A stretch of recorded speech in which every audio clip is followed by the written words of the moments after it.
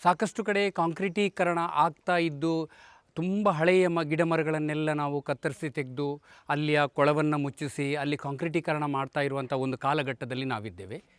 ಆದರೆ ಅದಕ್ಕೆ ಒಂದು ವಿರುದ್ಧವಾಗಿ ಇಲ್ಲಿ ಒಂದು ಕಾರ್ಯಕ್ರಮ ಹೇಗೆ ನಡೀತಾ ಇದೆ ಅಂದರೆ, ಮತ್ತೆ ನೈಸರ್ಗಿಕ ನಾಗಬನಗಳನ್ನು ಸೃಷ್ಟಿ ಮಾಡುವಂಥ ಒಂದು ಪ್ರಕ್ರಿಯೆ ವಿಷ್ಣು ಪ್ರಸಾದ್ ಮತ್ತು ಇಡೀ ಒಂದು ಅವರ ಸಮಿತಿ ತಂಡದ ಮೂಲಕ ನಡೀತಾ ಇದೆ. ಅದನ್ನು ನಾವು ತುಂಬ ಖುಷಿಪಡುವಂಥ ಸಂಗತಿ ಏನು ಅಂದರೆ, ಈಗ ನಮ್ಮ ಅಭಿವೃದ್ಧಿ ಅಂತ ನಾವು ಕರಿತೀವಿ, ಅಭಿವೃದ್ಧಿ ನಗರೀಕರಣ ಎಲ್ಲ ನಡೀತಾ ಇರುವಂಥ ಕಾಲಘಟ್ಟದಲ್ಲಿ ತುಂಬ ಕಡೆ ಗಿಡ ಮರಗಳನ್ನು ನಾವು ನಾಶ ಮಾಡ್ತಾ ಇದ್ದೇವೆ. ಅನಿವಾರ್ಯ, ನಾವೇನು ಮಾತಾಡಲಿಕ್ಕಾಗೋದಿಲ್ಲ. ರಸ್ತೆ ಅಗಲೀಕರಣದಲ್ಲಿ ತುಂಬ ಮರಗಳನ್ನು ನಾವು ಇದು ಮಾಡ್ತಾ ಇದ್ದೇವೆ. ಜೊತೆಗೆ ಅಭಿವೃದ್ಧಿ ಕಾರ್ಯ ಬಂದಾಗ ಲೇಔಟ್ಗಳಾಗ್ತಾ ಮರಗಳನ್ನೆಲ್ಲ ನಾಶ ಮಾಡ್ತಾ ಇದ್ದೇವೆ. ಅದರಿಂದ ಏನಾಗುತ್ತೆ, ವೈಜ್ಞಾನಿಕವಾಗಿ ನಾವು ನೋಡಲಿಕ್ಕೆ ಹೋದರೆ ಒಂದೊಂದು ನಾಗಬನಗಳನ್ನು ನೀವು ತುಂಬ ಕಡೆ, ಉಡುಪಿ ಜಿಲ್ಲೆಯಾದ್ಯಂತ ನಾನು ನೂರಾರು ನಾಗಬನಗಳನ್ನು ನೋಡಿದ್ದೇನೆ.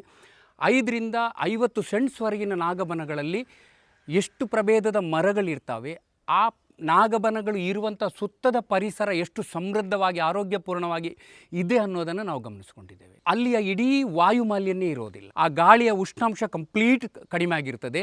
ಒಂದು 50 ವರ್ಷ ಮೇಲ್ಪಟ್ಟಂಥ ಒಂದು ಮರ ಸುಮಾರು 16,000 ಲೀಟರ್ ನೀರನ್ನು ಹಿಡಿದಿಟ್ಕೊಳ್ತದೆ, ಮಳೆ ನೀರನ್ನು. ಅದು ಒಂದು ವರ್ಷ ಪೂರ್ತಿ ಆ ಸುತ್ತಲಿನ ಪ್ರದೇಶದ ಬಾವಿಗಳಿಗೆ ಅಂತರ್ಜಲ ವೃದ್ಧಿ ಮಾಡುವಂಥ ಕೆಲಸವನ್ನು ಒಂದು ಮರ ಮಾಡ್ತದಾದರೆ, ನೂರಾರು ಮರಗಳು, ಸಾವಿರಾರು ಮರಗಳು ಒಂದೊಂದು ನಾಗಬನದಲ್ಲಿ, ದೇವರ ಕಾಡುಗಳಲ್ಲಿ ಈಗ ಪಿಲ್ಲರ್ ಕಾನದಲ್ಲಿ ಒಂದು ದೇವರ ಕಾಡು ಅಂತ ದೊಡ್ಡದು ಉಳ್ಕೊಂಡಿದೆ, ಅಲ್ಲಿ ಸಾವಿರಾರು ಮರಗಳಿದೆ.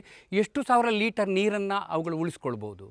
ಜೊತೆಗೆ ವಾಯುಮಾಲಿನ್ಯ ತಡೆಗಟ್ಟುವಲ್ಲಿ ಮರಗಳ ಪಾತ್ರ ಬಹಳ ಮುಖ್ಯವಾಗಿರ್ತದೆ. ಆ ದೃಷ್ಟಿಯಲ್ಲಿ ನಾವು ನೋಡಿದರೆ ಇಲ್ಲಿ ಈಗ ಸುಮಾರು ಎಷ್ಟು ಸರ್, ಒಂದು ನಾವು ಪಟ್ಟಿ ಕೊಟ್ಟದ್ದು 51 ಪ್ರಭೇದದ ಮರಗಳ ಪಟ್ಟಿ ಕೊಟ್ಟಿದ್ದೇವೆ. ಇಲ್ಲಿ ಸುಮಾರು 100 ಮರಗಳನ್ನು ನೆಡ್ಬೋದು. 3 ವರ್ಷದಲ್ಲಿ ಇವರು ಈಗ ಬಾವಿ ಕೂಡ ಅದಕ್ಕೆ ತೆಗೆದಿದ್ದಾರೆ. 3 ವರ್ಷದಲ್ಲಿ ಆ ಮರಗಳಿಗೆ ನೀರು ಕೊಟ್ಟು ಬೆಳೆಸುವಂಥ ಪ್ರಕ್ರಿಯೆಯನ್ನು ಮಾಡಿದರೆ ಮತ್ತು 300 ವರ್ಷದವರೆಗೆ ಆ ಮರಗಳು ನಮಗೆ ನೀರು, ಗಾಳಿಯನ್ನು, ಶುದ್ಧ ಆಮ್ಲಜನಕವನ್ನು ಕೊಡ್ತವೆ. ನಾವು ಮಾಡ್ತಾ ಇರುವಂಥದ್ದು ಯಾವುದೂ ವ್ಯರ್ಥ ಅಲ್ಲ. ಈಗ ಒಂದಷ್ಟು ಕಷ್ಟಪಟ್ಟು ನಾವು ಜನ ಎಲ್ಲ ಸೇರಿಕೊಂಡು ಈ ಮಾಡುವಂಥ ಪ್ರಕ್ರಿಯೆ ನಮ್ಮ ಮುಂದಿನ ಪೀಳಿಗೆಗೆ ನಾವು ಕೊಡುವಂಥ ದೊಡ್ಡ ಕೊಡುಗೆ. ಇಲ್ಲದಿದ್ದರೆ ಎಲ್ಲ ಈಗ ಬೆನ್ನಿಗೆ ಆಕ್ಸಿಜನ್ ಕಟ್ಕೊಂಡು ನಮ್ಮ ಮಕ್ಕಳು ಬದುಕಬೇಕಾದಂಥ ಪರಿಸ್ಥಿತಿ ಬರ್ಬೋದು ಮುಂದಕ್ಕೆ.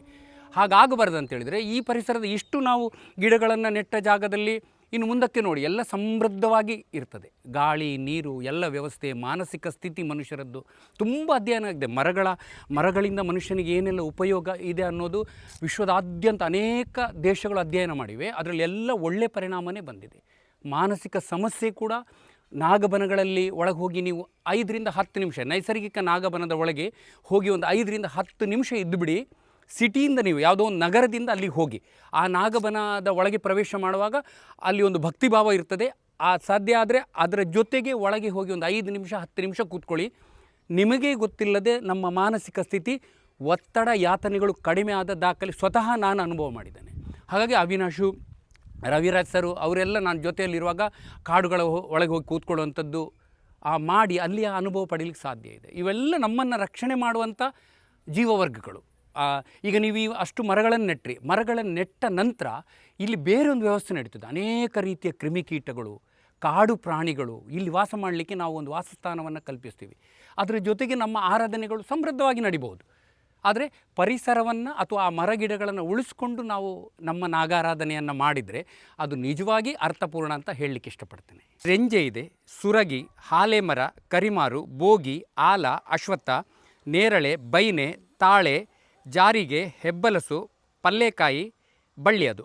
ಅದರ ಬದಲಿಗೆ ಒಂದು ಬಳ್ಳಿ ಇದೆ, ಅದು ಅವರು ಉಳಿಸ್ಕೊಂಡಿದ್ದಾರೆ, ದೊಡ್ಡ ವಿಚಾರ. ಗರುಡು ಪಾತಾಳ ನಿಮ್ಗೆ ಗೊತ್ತಿರ್ಬೋದು, ಅದು ಆ ನಾಗಬನಗಳಲ್ಲೇ ಇರುವಂಥದ್ದು. ಈಶ್ವರಿ ಬೇರು, ಅಂಡಿ ಪುಣಾರು, ಸ್ಥಳೀಯ ಹಲಸು, ನಮ್ಮ ಲೋಕಲ್ ಹಲಸು, ಕಾಟುಮಾವು, ಅಪ್ಪೆಮಿಡಿ, ಗೋಸಂಪಿಗೆ, ಅಶೋಕ, ಪಾಲಶ, ಅಡಕೆ ಗೋಳಿ, ವಾಟೆ ಹುಳಿ ಅಂದರೆ ಕೆತ್ತೆ ಹುಳಿ ಅಂತ ಕರಿತೀವಿ, ಮಣ್ಮಡಕೆ, ಚಳ್ಳೆಹಣ್ಣು, ಕುಂಟಲ ಹಣ್ಣು, ಅಲಂಜಿ ಮರ, ಶಿವಾನಿ, ಬಂದದ ಕಾಯಿ ಮರ, ಬೆಟ್ಟದ ನೆಲ್ಲಿ, ಚಂಪೆ ಹಣ್ಣು, ಕಾಡು ಗೋಪಾದ ಅಥವಾ ಮಂದಾರ ಅಂತ ಕರಿತೀವಿ ನಾವು, ಗರುಡ ಪಾತಾಳ, ಕರಿ ಮತ್ತು ಸ್ಥಳೀಯ ನೆಕ್ಕಿ, ಗುಲಗಂಜಿ, ಗಜ್ಜುಗದ ಕಾಯಿ, ಕಾಸರಕ, ಹತ್ತಿ ಮರ, ಜಾರಿಗೆ, ಸ್ಥಳೀಯ ಬುಗರಿ ಹಣ್ಣಿನ ಮರ, ನಾವು ಸ್ಥಳೀಯ ಬುಗರಿ ಹಣ್ಣು, ಕಾಡು ಬಾದಾಮಿ, ದಾಲ್ಚಿನ್ನಿ ಅಂದರೆ ಚಕ್ಕೆ ಮರ, ಸಂಪಿಗೆ, ಶ್ರೀಗಂಧ, ನೇರಳೆ, ಕಿರಾಲ್ಬೋಗಿ, ಕರಿಮಾರು, ಕೇದಿಗೆ, ರಾಮಪತ್ರೆ, ಮಂದಾರ. ಇವಿಷ್ಟು ನಾವು ಕೊಟ್ಟಂಥ ಪಟ್ಟಿಗಳು. ಅಂದರೆ ನಾಗಬನಗಳಲ್ಲಿ ನಾವು ಸುತ್ತಾಡಿದಾಗ ಈ ಒಂದಲ್ಲ ಒಂದು ಪ್ರಭೇದದ ಈ ಮರಗಳು ಇದ್ದೇ ಇವೆ ಎಲ್ಲ ಕಡೆ.